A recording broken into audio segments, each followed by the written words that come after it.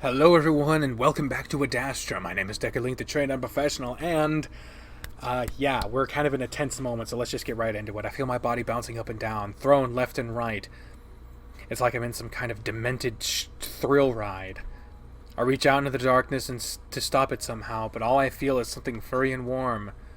Everything hurts and itches at the same time. What is this? William? Hey, stay with me, I'm here! Who? I force my eyes to open even though they burn so much. I stare up at the gnarled things above me and I wonder what they are. All that comes to mind are bony, skinless hands reaching up to the sky. Can you hear me? There's a breathless, wheezing voice from above me as the horrible bouncing ride continues. I just want to sleep. There's another sound, an odd droning one, and the earthquake finally stops. Amicus! Get in, you fool! Neveru, he's having seizures. He has pustules all over his body. The voice above me sobs and gasps, and I want to reach up and put a hand over its mouth so that it's quiet so that I can sleep. Calm yourself. Virginia is having a physician flown into the palace. You need to... Everything mercifully goes quiet again. I float through the void of quiet, soft black clouds that tickle and nip at my skin. It itches, and I want to itch, but something seems to be holding me down. What? I open my eyes slowly, staring up at the ceiling. I'm starting to get really annoyed that I can't just fall asleep. I have so much to do tomorrow. We're going to a trip in Naples, I think, to try the authentic Italian pizza. I'm gonna have a terrible time if I don't get at least a little. I realize that I can't move. Icy fear grips my chest, and at the same time I see something large scuttling up the wall. A giant spider skitters upwards, its movement off, like a puppet being pulled up by the strings. Comes across the ceiling, and even though it's the size of a giant crab, I can't move at all. Adastran arachnids are disturbingly large.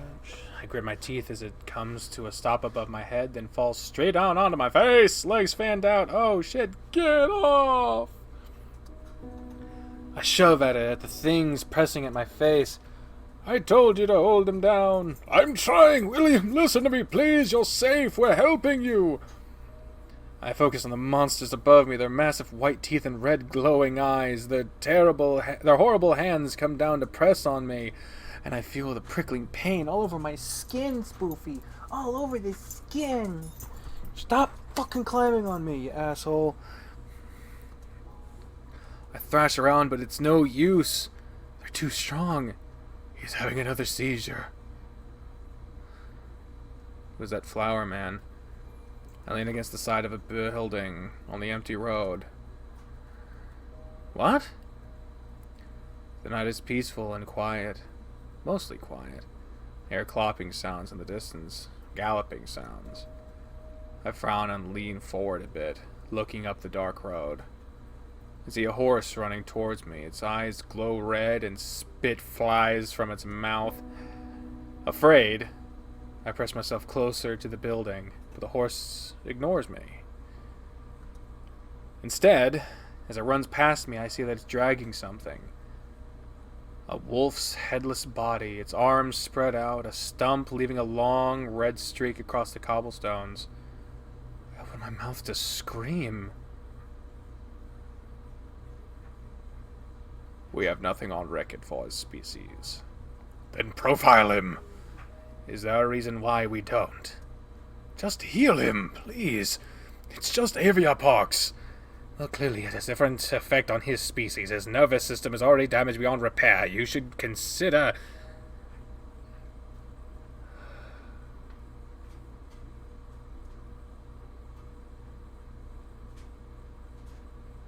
Things never seem to go as planned, do they? I'm sorry that you had to experience this. I did not foresee it. What? Who? What? Who the fuck? Who is this? Do not worry. You are still on the correct course. You will be able to complete this task. I just need a little time. Understand that this will not be easy, even for the parents. The pain will be temporary. What's happening? You will know in time, but not yet. Time loses meaning. Blackness, simultaneously eternal and non-existent. Nightmares ebb and flow, building and fading. Scenes from my earliest childhood to my landing on Adastra, all warped by horrific and violent imagery that never happened. But as soon as each one ends, I forget. Just like any other dream, except one. I'm huddled in the seat of the ship, freezing cold, numb with desperation and fear of impending death. How is this happening to me? What did I do to deserve this? I glance back at the crumpled form of the wolf in the back of the ship. His head is framed by the pool of blood in the metal pipe just a few feet away from where I dropped it. I made a huge mistake. The anger and terror I'd been feeling over the past several hours, days, weeks, builds until I scream and smash both my fists on the glowing panels in front of me. The next thing I know, light blasts the interior of the ship, and I cover my face with my hands. Still, the light pierces through and I see blood red. The ship vibrates violently, and I know right away that we're being pulled into it. I reach out despite the impossible light, uselessly pounding at their unresponsive panels. After a few moments, the brightness and heat become unbearable, and I finally throw myself to the floor, crawling away, crawling towards my wolf. Amicus, help! The light continues to grow, and soon everything is lit up in a blinding white. The heat's so intense that the metal melts underneath my hands and knees. I am on fire. I am fire. I feel lines of molten lead course through from the base of my neck down my spine, branching out into my limbs, even my toes and fingers. I can only float in the inferno, dumbly wondering why I still feel if I'm dead. Wondering if this is death, as the ship, the wolf, and I become a part of the star. Once again, time is lost, and I exist only as fire. I stare up at the sky, the air suddenly cool, as I try to comprehend the sudden change from the harsh, all-consuming starlight to the gentle, cold moonlight. Still, fire continues to lance through my head, neck, spine, and limbs in agonizing lines, my body mapped as a tortured stick figure. It hurts. Hurts more than anything I've ever experienced, but it's fading after what happened in the star as I try to relax in the sand. After a few minutes, I realize that I can hear the waves, and I feel something drawing me towards the water. Well, I was scared of getting up, of any movement at all, terrified that it might trigger the pain anew, but it doesn't. It almost feels like I'm not moving at all. I glide towards the water, watching the surface reflect the bright planet and moon in hypnotic ripples. Entering the lake and feeling the cold, gentle water wash over my skin is the best feeling I've ever felt. It envelops me slowly, moving up my legs, torso, and finally my head, and just like that, the pain and fire is chased away, subdued to a small, tingly throb. I gasp in relief, somehow able to breathe under the water. I drift through the dark water, watching the globes of light dance and sway above me as I finally resurface. It's only then that I remember Amicus. Fear grips me. Was he still on that ship? Did I leave him behind in the star? I look up and see the lights glittering from the palace, and I begin to swim towards it, somehow moving much faster than I should be able to. Instead of swimming to the beach, though, I end up moving toward the balcony, straight to Amicus's room. As I get closer, I realize that someone is on the balcony. It's Amicus, and my heart fills with relief. He's got his back to the railing, leaning against it casually. Even though I can only see him from behind, I realize that it's not the Amicus I know. Instead, he's in full robes. He's a lot skinny. He's a lot more skinny than I remember. I slowed down, wondering why he's not looking at me with all the splashing noises I'm making. Just as I'm about to call up to him, though, I see brown arms wrap around him, smoothing over his arms and back, and that's when Amicus turns to the side. I see now that those arms belong to another wolf, smaller and brown-furred, one that I've never seen before. Amicus is doing the same to him, paws moving around his body in a way that's awkward and hesitant.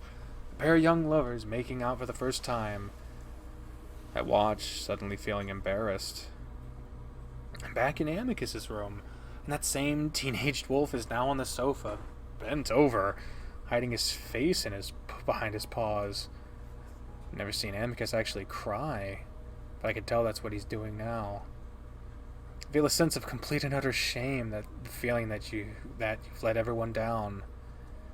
It consumes me. I reach out towards the young wolf, wanting to comfort him, wondering if he'll even know who I am.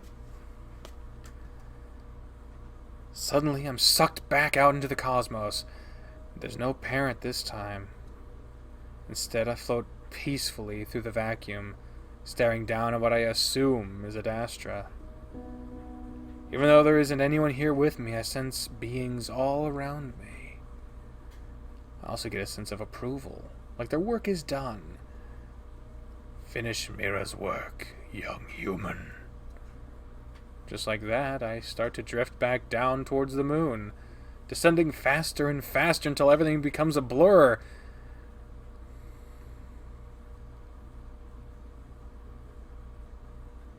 This time, coming to feels real, and I immediately know I'm not in a dream. I smell lavender. Amicus. My eyes feel like they're glued shut, and I have to rub them to get them open, fully open. First thing I see is the sky, the planet Anchorus, and the moon Torque, both of them glowing brightly.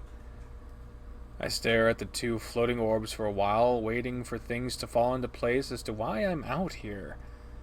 I'm laying down on something hard like concrete, and I feel soft, but weighty things on my chest. But I feel soft but weighty things on my chest. My hands are curled around it, and I lift it slowly to have a look, even though it feels like a 50-pound dumbbell. Flowers. Flowers with a bit of lavender mixed in. Slowly, I turn my head, and again, I get the feeling of heavy weights attached to my body. I somehow manage it and immediately see that I'm in the amphitheater. At the same time, I see more flowers, and I realize that they're arranged all around me in a circle. Moving my head around also makes me realize that there's something scratchy and prickly on my head. Still struggling with my heavy hand, I reach up and grab it. I lift it from my head and hold it in front of my face, my eyes taking a few moments to focus and find that it's a wreath. Pink flowers woven into twigs, into the twigs. Finally drop my arm to the side, getting too tired to hold it up and watch it lazily roll a few feet away. The movement sends a wave of tingling through my body, and it fades quickly. The heavy weakness is also starting to fade, but I'm more worried about how I got here and why I'm covered in flowers. From what I can tell, I'm in the gardens, though a part of it I haven't been to before. I close my eyes, trying to remember how I got here. Amicus, the trial of rhetoric, the restaurant, being sick. Again, I lift my arm, though it's easier this time, and I look at the skin. It's covered in crusty, yellowish scabs, though they don't hurt. I don't know why, but I get the feeling that the skin underneath is completely healed. I try to think again. I do remember throwing up on Cassius, but after that, just terrible dreams. Did they heal me somehow? Is the flower thing part of that? I'm feeling some of my strength returning, so I force myself into a sitting position, joints popping and muscles stiff. Still, with every movement, things get easier. I do get lightheaded, though, and I have to sit there for a moment, looking around again, wondering where Amicus is. He'd sounded so desperate and sad the last I heard him. I need to show him that I'm okay now. At least I think I am. I slowly push myself up, listening to the gunshot cracks of my knees, as if I hadn't used them for days. I stand unsteadily in the center of the square, looking around at the circle of flowers. I'm startled when I turn and see a wolf behind me, but it's a sculpture. A male wolf decked out in armor, both of its paws raised to the sky. He's got a bunch of flowers weaved around his wrists and on his head, too. I wait a few moments, listening for anyone that might be nearby.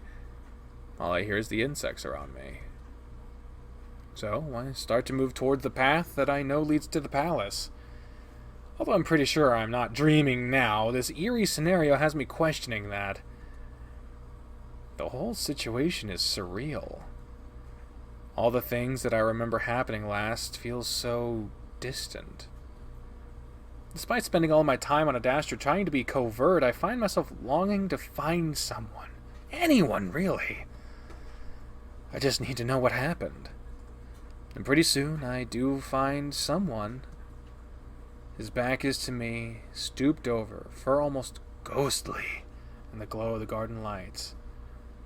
The cat busies himself with some flowers, a pair of metal clippers in his paws. As I get closer, I can hear him humming just above the noise of his busy snipping. I'm just opening my mouth when I see his ears perk. Cass, you know I don't like these games. Alex turned to face me, a knowing smile on his lips. That quickly disappears the second he sees me, though, replaced by a look of complete shock. Whatever he was trying to say doesn't seem to want to come out. And instead, he just stands there gaping at me. Hey. I can barely talk, my voice rasping out like sandpaper on wood. Take a step forward, and that's when Alex finally reacts, jumping in almost a foot in the air and in a backwards motion, putting space between us as he yelps. What? How? He stutters and stumbles over his words. I've seen Alex flustered before, but never like this. There's real fear in his eyes as he stumbles back towards some bushes. Wonder if he's just going to take off running, but instead he stands there, quivering as he holds the clippers up in front of his chest, as if contemplating using them as a weapon. I raise my hands reassuringly. Hey, Alex, it's me. I cough a few times, trying to clear my throat. See how Alex's ears twitch at the sound as he slowly lowers the clippers, though he moves to the side, away from the bush, giving himself a clear path to the palace. William? But how? He's staring at me like what he's seeing is impossible. How what? I'm regaining my voice slowly but surely. What's happening? Alex finally seems to get a hold of himself, first slowly laying flat again as he eyes me, looking almost suspicious.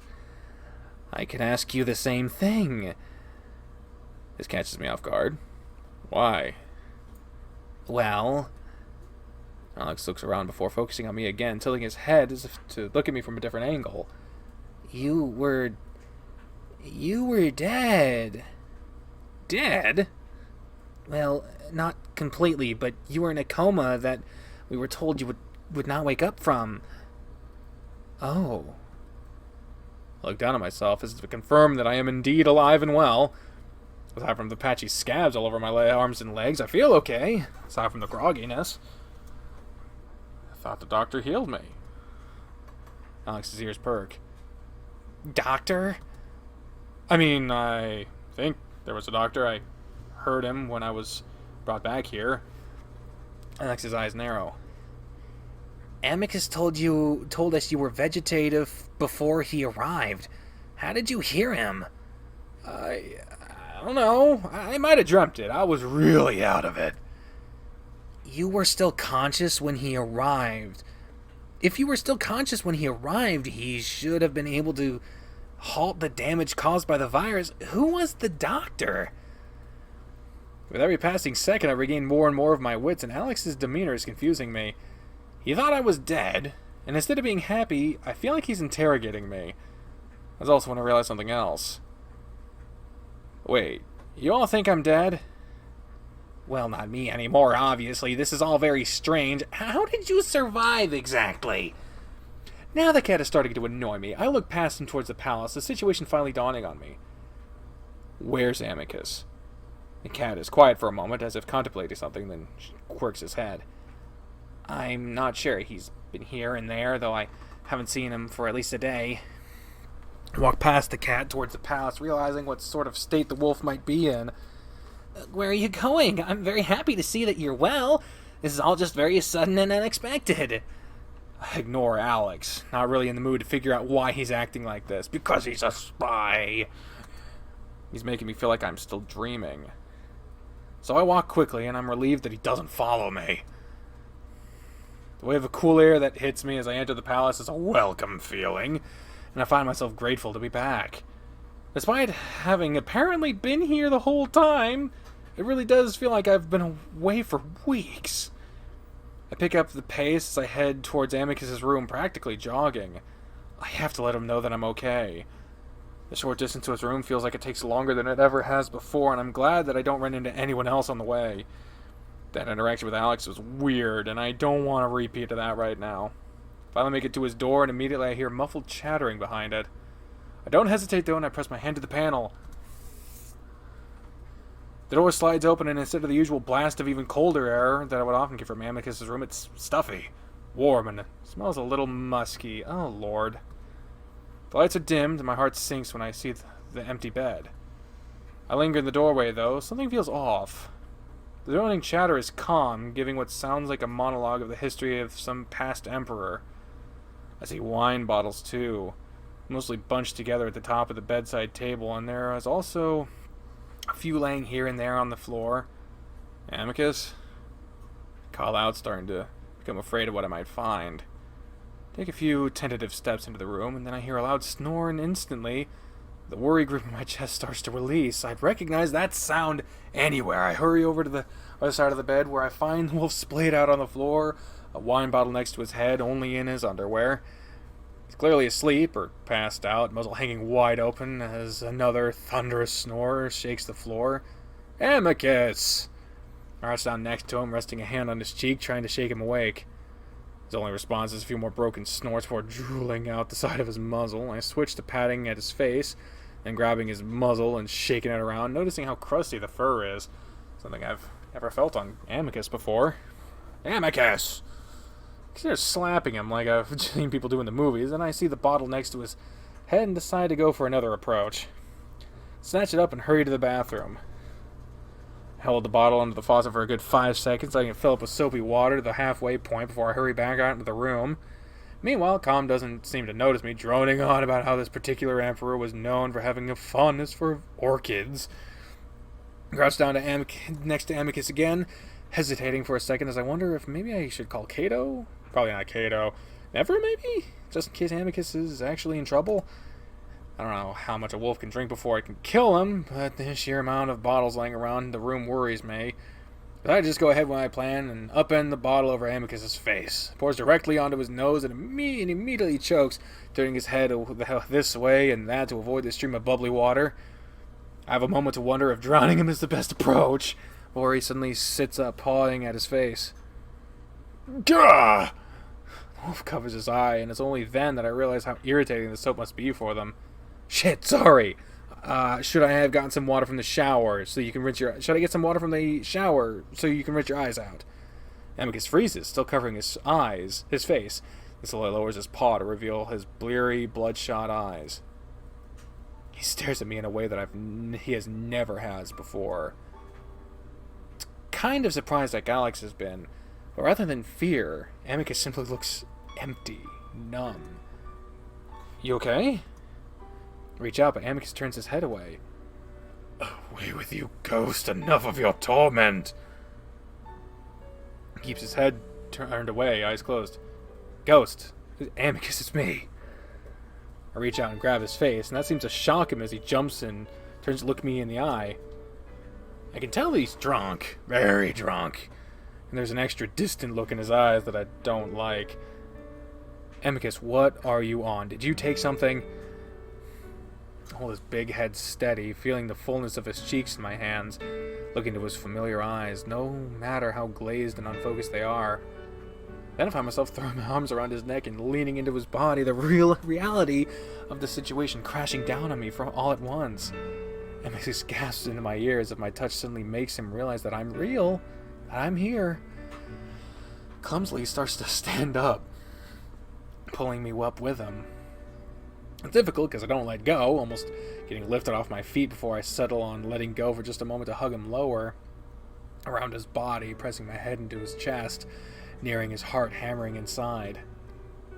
Finally, he's able to get a grip on me and push me away, despite my intention to cling to him forever. He holds me at arm's length, staring at me. I clutch his paws on my shoulder, staring up at him, feeling my eyes start to water. Is this possible? No, please, I can't handle another hallucination. His expression keeps morphing from hope to and awe to devastation. I feel his paws grip into my shoulders tightly, almost painfully, as if to make sure I'm real. It's me. I woke up in the garden for some reason. I'm okay. I want to hug him again, but he keeps holding me away, looking me up and down, pushing my hair back and feeling my crusty skin. But how? I don't know. I just remember having some crazy dreams, and then I was in the garden. As I'm talking, I think Amicus is finally believing it's me. I notice that his body is starting to sway in a worrying manner. Amicus? Reach out to steady him, but as I do, his eyes roll back, and I realize there's no way in hell I'm going to be able to keep a wolf over twice my weight from toppling over. I try anyway, wrapping my arms around him, and Amicus falls backwards, his bulk pulling me down with him before he falls back first onto the bedside table, sending bottles flying while his upper back and head smashes into the wall. Ugh. My fall is absorbed by his much softer front, but the sound is loud, the room shaking and probably waking up the entire palace. Waking the wolf up the second time is a lot easier, probably because he'd fainted rather than passed out from having too much wine. Or at least able to move onto the bed where Amicus sits cross-legged, pulling me onto his lap and just holding me there, his paws moving around my body, still trying to make sure I'm real. For a moment we don't talk, the wolf just pressing his nose to my hair and breathing in deeply. I feel a little self-conscious, knowing that I must not smell very good right now, but that doesn't seem to bother Amicus as he goes on pressing his nose to my head and neck, taking in my scent. Finally, he does speak, but it's one word. How? I turn my head to the wolf, resting my cheek against his neck. I don't know. I don't really even know what happened to me. You got sick. So sick. You were having convulsions, brain and nerve damage. It was terrible. Amicus's arms tighten around me, his voice, normally deep and strong, now sounding weak and broken. This statement worries me, though, and I have to wonder if I really am better. There seems to be patches missing from my memory, and I do feel different, like I'm not fully myself, but I don't fully want to think about it right now. I think I remember a little bit of that. I had left my arm up, showing Amicus the shiny, crusty scabs on my arm. It was aviapox. I can't believe I didn't consider the possibility of disease and illness for you. I'm just so used to the idea of any new arrival on Adastra going through that process. Obviously, we did it a bit differently. Yeah. And honestly, I'm not even sure I'd have you do it. I don't know if you'd react differently to those vaccinations. Each species has their own customized cocktail. Aviapox isn't included in the vaccination set. It's such a mild virus, we'd never seen anyone react to it the way you did, even other primates. I think back to how quickly I became sick, how quickly I almost died. I notice Amicus looking down at me again, and I look back up at him. What? Amicus shakes his head. I'm just still trying to make sure that you're still here, that you're real. I'm afraid if I let go, if I even look away, you'll disappear. His arms tighten around me again, squeezing the huff of breath out of me. I'm here. I promise. Well, I've had a lot of hallucinations. Too many stress tablets, I think. Stress tablets? Yes. Quite a few of them, in fact. With wine? Oh, yes. Amicus! I don't really know what those stress tablets are, but I imagine mixing space Xanax with alcohol is a horrible idea. Amicus doesn't seem so bothered by my reprimand, though, instead just snuggling closer to me, his crusted face fur prickly against my skin. I love you, William. I get the familiar swooping feeling in my chest like I'm on a roller coaster. I'll clutch onto his arms. I love you, too. Amicus sighs and sets his chin on my head. I thought I'd missed the opportunity to say it. I still can't believe you're real. Well, I am. I promise. I still don't understand how. This shouldn't be possible. You were declared to be in a permanent coma. No brain activity. I had to set you out in the garden and only hope for a miracle. Miracle? And he lets out a shaky sigh, running his fingers through my hair. When a sapient falls into such a state, we simply let them fade away in a peaceful setting, or possibly recover if the parent allows it. I sat out there for a while, but I couldn't bear to see you waste away. So I came back up to my room to drink and prepare for the emperorship. I imagine Amicus laying those flowers around me, and I feel my heart break a little. Did the parents come to you? Is that why you're here? I had hoped that they would. I shrug. I really can't remember much. It does not matter. My prayers were answered. Praise the gods. Amicus starts to smother me again with his hugging. Little bits of imagery from my dreams is starting to come back to me. Something that happened in space. Someone talking to me.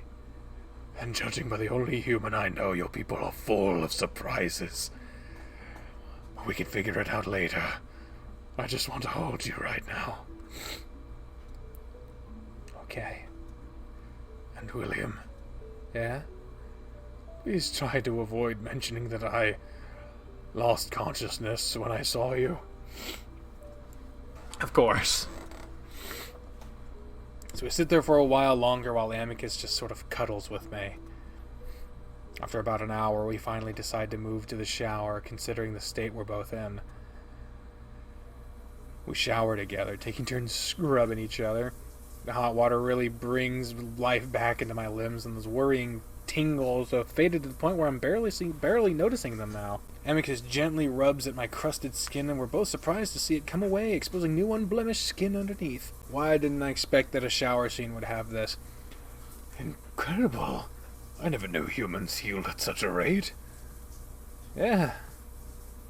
I don't know if that's really the case, and my mind continues to wander back to those vague, hard-to-remember dreams I was having. Meanwhile, Amicus leans back against the wall as I rub soap onto his front, smiling gently as I lather up his chest.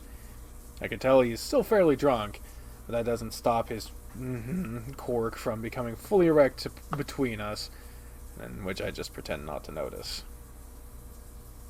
His eyes widen as if he suddenly realizes something. Wait, did anyone else notice you? I pause, both my hands cupping his sizable pecs. Yeah, actually, Alex was in the garden and I talked to him. Just Alex? Yeah.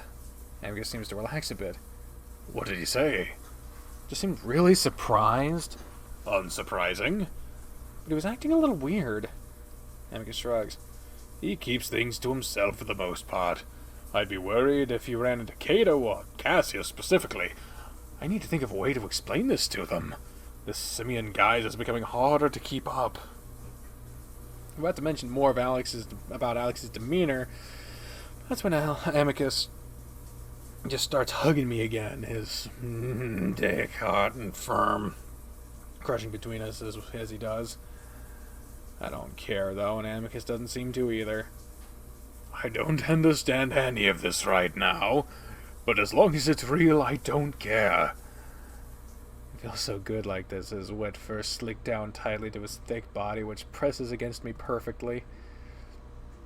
Amicus finally shuts off the water, and we're blasted with hot air. I'm dried in less than a minute, and I stumble out to try and fix my poofy hair in the mirror while Amicus stands in the shower stall a little while longer. After another few minutes, I watch him step out and come up behind me to nuzzle my ears, embracing me once again. He really can't keep his paws off me, but I completely understand why.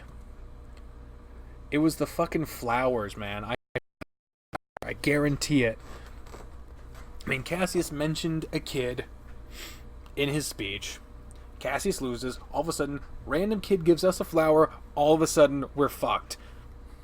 And Alex, who we're believing is an informant of a bunch and all this bullshit, was not happy. So, I'm thinking we were fucking poisoned.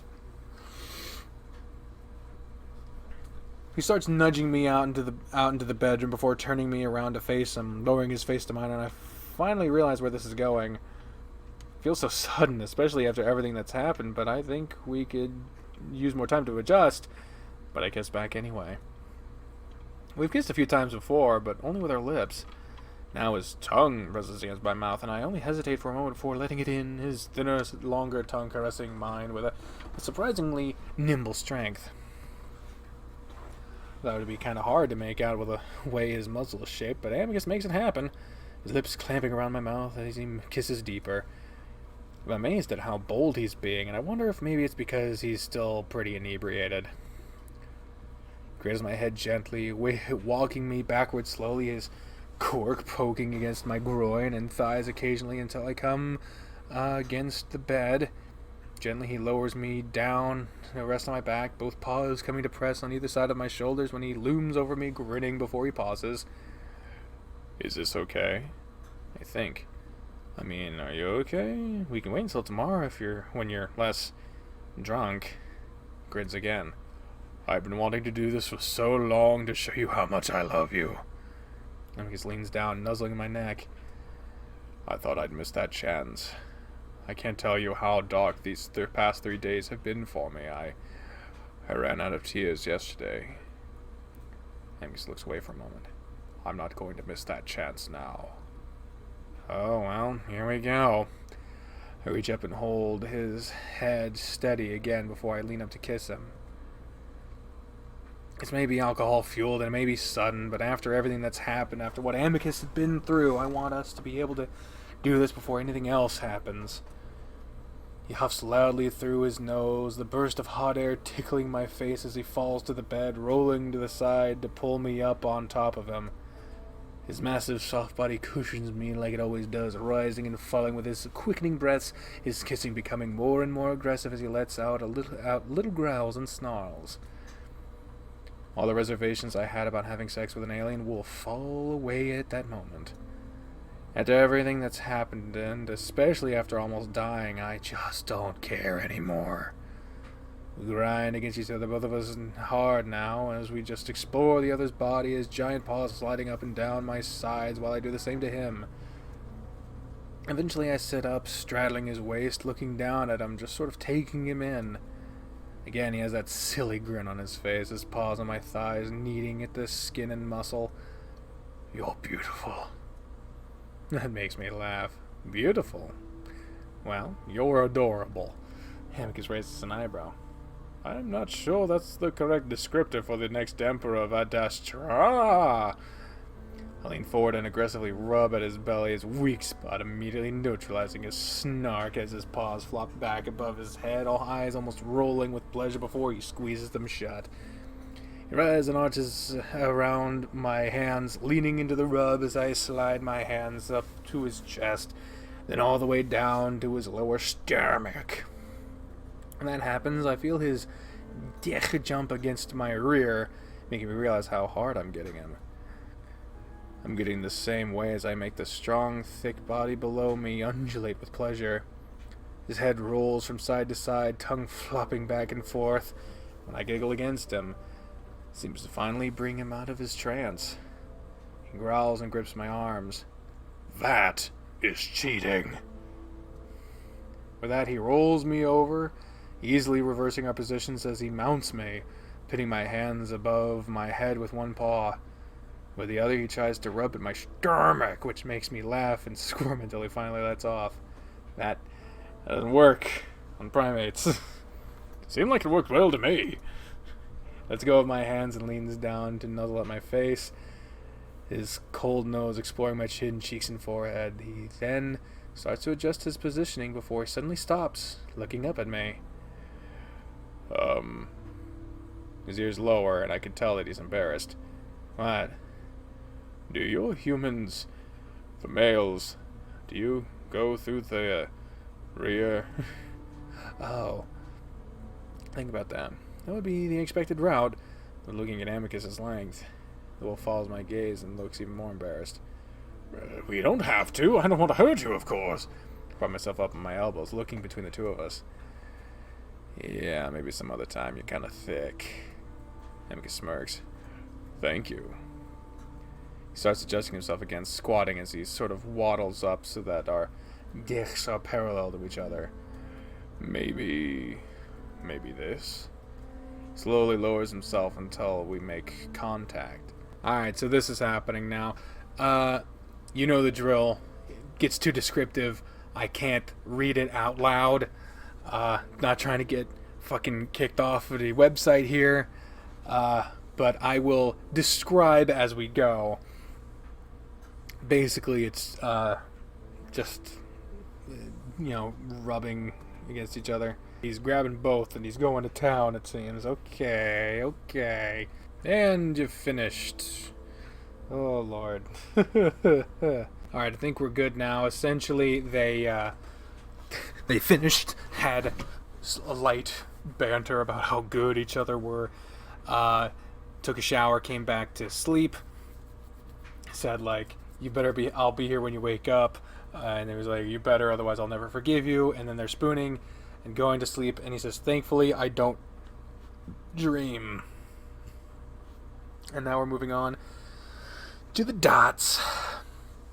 I don't know what the dots mean. Oh, get up. Well, I don't know who's yelling at us, but we're going to find out on the next episode. Thank you all very much for watching this episode of Adastra. On the next one, we will figure out what's going on. I don't know why I repeated myself. Let's go ahead and do the end slate then. On the left, you're going to have people from Patreon who were ever so kindly helping me live my life. On the right, you have a video recommended to you by YouTube, as well as the most recent upload. All the links for everything else in the description. Thank you very much for watching this episode, and until the next one, bye everyone.